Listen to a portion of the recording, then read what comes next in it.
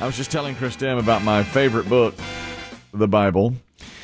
And I guess... I thought it was The Stand. Well, they're 1 and 1A. Okay. The Stand is really good. Because as long as I've known you, Well, yeah. I mean, it's been old S. King.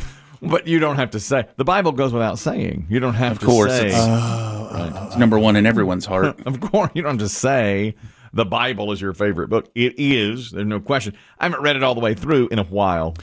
Right, but tonight's Bible study night at your home, isn't it? I guess that's why I bring it up. It's Bible study night, but there's a lot of business going on here. Locally, we have a trunk or treat going on, so I've got to be out at that. And we've got World Series Game 2 going on, all of those things. I guess I brought it up because we have an all-Bible edition of Put Up or Shut Up Rock and Roll Trivia. Yes, we do. Yeah. Biggie said this is going to be a tough one. This is. Oh, yeah. I was reading it over. I didn't write it. It was written by Lynn, a friend of this program, a P1. And I guess he heard that my daughter was conducting Bible study every Wednesday night. And he said, here, let me write these for you for a Wednesday game of Put Up or Shut Up Rock and Roll Trivia. Here we have it. Here we are. Did you have to do any editing or amending, Kelly? A little, yeah. You know, sometimes Just for time purposes and whatnot. Cut them down a little. Just clean it up. Change one question, I think. But in general, I mean, you know, a lot of times P1 listeners, great folks, send me things, questions, put up or shut up, suggestions, that kind of thing. And, you know, I always look at them and go, all right, let's just see what you got here, you know, and roll through them and say, okay. You think it's easy to write a quiz? Right. But it actually is. Yeah, it's very. And as I was reading this one from, pretty good. Yeah, as I was reading this from Lynn, I was like, oh wow, this is good. It's good. You know, usually I like to look at, because I take everything as an affront. I take it as a criticism. Somebody's coming for you. Right. Oh, you think you can do my job? Yeah. Apparently you can. Not that hard to do. Because when Lynn did, I was like, let's see. Let's just see about this. All right, yeah, it's good. It's good. It's like when Traveling Man writes pyramid games. And so They're fantastic. Yeah, always good. And I always think that's why I never leave. That's why I never go, never take a sick day, because if somebody fills in. You're terrified you're easily replaced. Correct. I'll be Wally Pipped. Now, there's a Dave Aiken dating game for you. I'll be the Wally Pipp. I don't know what that means. Wally Pipp was the first baseman for the Yankees. He had an injury or was off for a day. A guy named Lou Gehrig took over and played for 3,000 straight games. Wally Pipp never got it. Yeah, I guess you're right. I know one name and not the other. Yeah. Yep. Yeah. Lou Gehrig took over and played forever. And, you know, then Cal Ripken broke his record. Baseball last night, the Braves won. Good. Let's just be on a mission here to beat these cheating Astros. Yeah. Got them last night 6-2. I'll take it. Yeah, there was a kind of a weird game. Mm-hmm. I guess you heard the Braves pitcher. I did. Charlie Morton. Yeah. Pitcher for the Braves. This is a couple of things intriguing about this game. It was the first time in baseball history that the first batter of the World Series, the leadoff hitter, hit a home run for the Braves last night. Yeah, on his first swing. Yes. He took a couple pitches. Third pitch of the game, hit out of the park. First time it's ever happened in the World Series. Game 1. And it left in a hurry, too. The outfielder didn't even move. No, it was well back. I saw the highlight, well back. And then Charlie Morton in the third inning, I like saying his name. He is a pitcher for the Braves. Used to play for the Astros. I guess he took a ball off the leg, you know, hobbled around, was injured, whatever. Continued to pitch. Got 3 more outs, 16 more pitches. Then they found out, your leg's broken. So he's out for the series. Well, they said he didn't really flinch that much at first. He was just kind of like, oh, okay. You know, but no one came rushing out. No one, thought anything of it. He walked off, from what I read this morning, Morton walked off and talked to his catcher after taking the ball off the leg and said, that one got me pretty good. Oh, really? Yeah. But he, like you said, Kelly, he gutted it out for 3 more outs. And then he said, can't move. Yeah. Is it the the fibula. The fibula, which is it the large bone in the lower part of the leg? The lower part of the leg. It's your shin bone? Okay. Yeah. That makes sense. Yeah. I assume he's done. I mean, he can't play. Oh, no, they said he's done for the series. They said be. he's looking at hopefully next season now. Yeah. I mean, because it's going to have to heal and he'll have to stay off of it. And they said we're looking maybe early next season. Now, there was a guy we just read about. This was a fact or crap question or a tough ass trivia question recently that was pitching for the Indians against the Yankees many years ago and was struck by lightning during the game. Late part of the game, 9th inning. He got hit on the little metal piece on the top of the hat was hit, struck by lightning. The lightning force was so big that the catcher, when he went out there to try to help him, got knocked backwards. The whole everybody, everybody in the infield went was dazed. Yeah, and they said, "Can you still pitch?" He's like, "Oh yeah, I can still pitch." So he went ahead. he was unconscious for a number of minutes, and then he got back up and continued pitching. It was his first game as an Indian against the Yankees, and they won. He finished off that game. Like 1940 or something? Yeah. A long time ago. Now, if a clap of thunder comes around, everybody goes to the concourse. Scatter. You don't get there and play.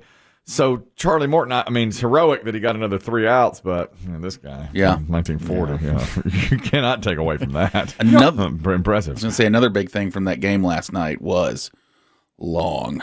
Was it a long game? The argument of how to make baseball shorter was back this morning. It was 4 hours and 6 minutes. Ooh, I didn't know that. They said they used 11 different pitchers. Yeah. And that, which anytime you have a game like this, they said this is your marquee, your big event, and it just drags because the teams are changing a pitcher an inning, especially after Astros change quick because your pitcher gets rocked. Yeah.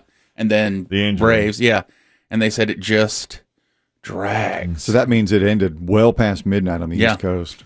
It's a problem. It does drag. I mean, we've talked about this before. It does drag, and kids don't stay up and watch. It's a weeknight. I'm not a huge fan of either team, although I'm pulling for the Braves against the dirty, cheating Astros. I call them the Asterisks because they cheated their way to that World Series.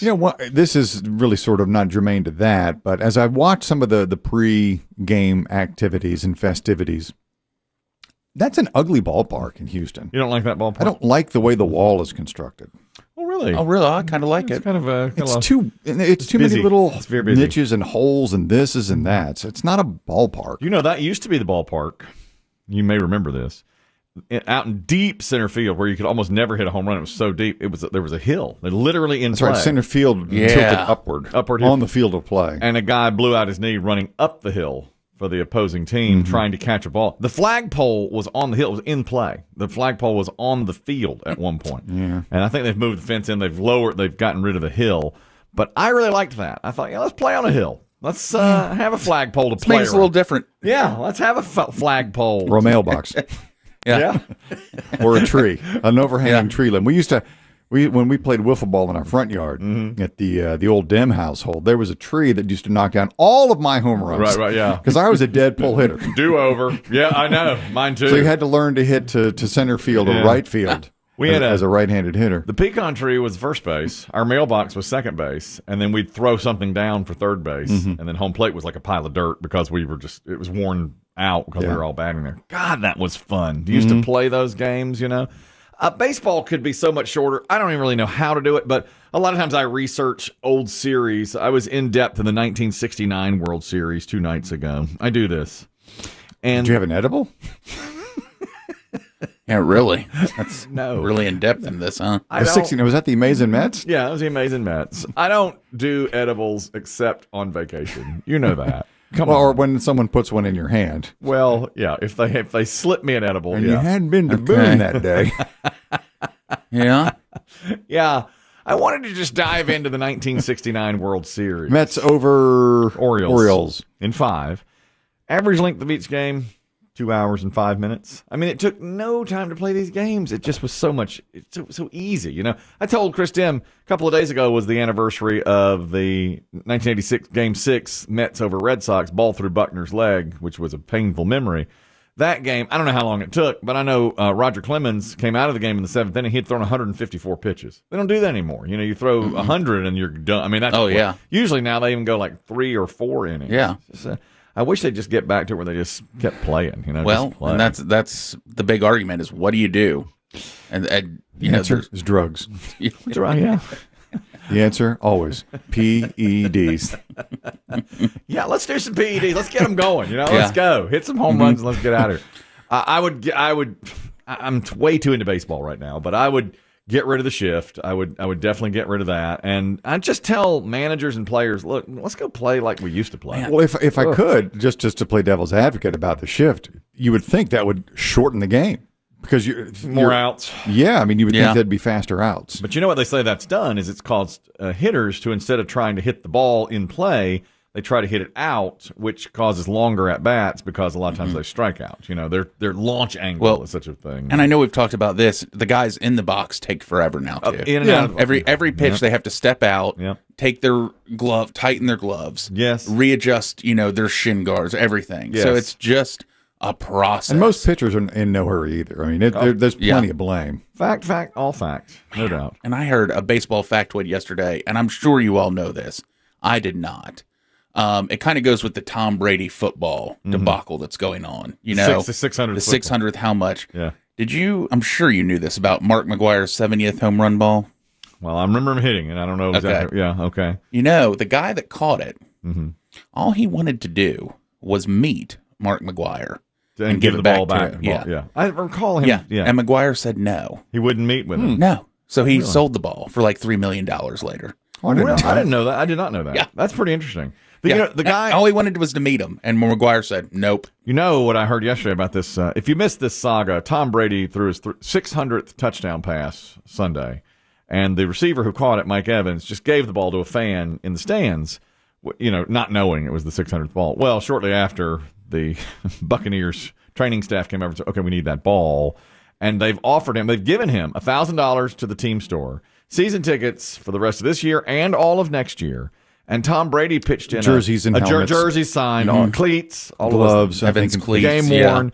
Now the ball was, they say, worth $500,000, so he's still not at the $500,000 level. Tom Brady threw in a Bitcoin worth about $60,000, which I thought was nice. The last thing the person wants that gave the ball back is a round of golf with Tom Brady, and I wonder if Tom Brady would do that. Would he play in the offseason? I think Tom Brady would. I do too. I really do. I believe that Tom Brady would. I do too. Chris Tim's shaking his head. No? I'm Not going to happen. Listen, I don't want. This is not the time of the show where I slurp Tom Brady, but I'll do it. This was fixing baseball segment. That's right. You've derailed me, Biggie. You derailed. Sorry. me. Well, I just think. Remember, it started Yeah. with the Bible. Well, this is how it goes. You've been derailed twice. I want Bible to to. baseball to Brady. That's how the Bible, baseball, Brady. That's how Satan gets in. That's how the devil does it. You start talking about the Bible, and then somebody was like, "Oh, look over here, the World Series was last night." Oh, wait, there's Tom Brady. Go slurp him. That's how it works. That's Satan creeping in. I'll slurp him again today and say, yeah, he's that good a guy. He might play 18 holes. Well, with he this guy. seems more relaxed in his later years. I mean, I don't think Tom Brady 10 years ago would have. He went on that Peyton and Peyton show Monday night and watched Monday Night Football with him. Or, kind of just zoomed in. Well, you just really slighted Eli. It's not called the Peyton and Peyton show. Well, Peyton and Eli, whatever it is, it's bad. Manning and Manning, it's whatever. The, Manning Night There Football. it I'll tell you, I don't think it's worth anything. I've watched a little bit of it. I enjoy you seen Peyton. Yeah. I know everybody likes The Peyton, guests are great. and Eli's like, why is Eli there? Yeah. There's no point. Right? But I don't think Tom Brady in the middle of the season 10 years ago would have gone on a Monday night and done this. I think he's relaxed some. You know what I heard about that? Well, I mean, they're only on for 20 minutes at a time. But I've heard other people say that he's more relaxed, and some say it's because he's always been a kind of a loose, fun guy, but it was covered up in New England. That's such a straight, a business-like approach that he couldn't have the fun he's having now. Plus, it's his later years. I say later years, he's 44, whatever. Yeah. But, he's obviously later in playing time. But that baseball factoid, that fascinated me. Terrific. All McGwire had to do was shake his hand. And he wouldn't do it. And there's great video coming out now of Evans on the sideline telling the staff, I don't have the ball. I'll give the ball away. And you see the trainers like, what? Here's number 600. What? Yeah. And you see Evans mouthing. He's like, I don't have the ball. Yeah. I gave it away. Should have made him go get it. I think the guy was wearing an Evans jersey. I think that's why he picked Yeah, him. Gabe. I It think was. that's why a lot of guys Yeah, do and it. you see one of the staffers go over and he's reaching up to the guy, and the guy hands him the ball, and they're both holding it. He's kind of, I guess, explaining something to him, like, we'll come talk to you later. Yeah, we got you. Well, I said yesterday that guy didn't. And once you have it, it's yours. You don't have to give it back. He could have held out for money, but he's getting a lot of stuff, and I think Tom will wind up playing golf. I think so, too. I think this summer, 4.5 hours with somebody you've never met? Impossible. I think this summer, Tom Evans should play the round. with Evans. I think Evans, Brady. this guy and his friend. Peyton and Eli. And Peyton and Eli, they can all go play I'll together. tell you, we are sitting here saying he'll do it, but we wouldn't do it. All right. We're being forced at gunpoint to hand out candy for trunk or treat. Believe me. I mean, the grumbling in this room when the mics go off. Yeah. Get him up a weeknight. Where am I supposed to park? Well, I'm not buying candy. The station better provide it and put it in my hand. Sneak all.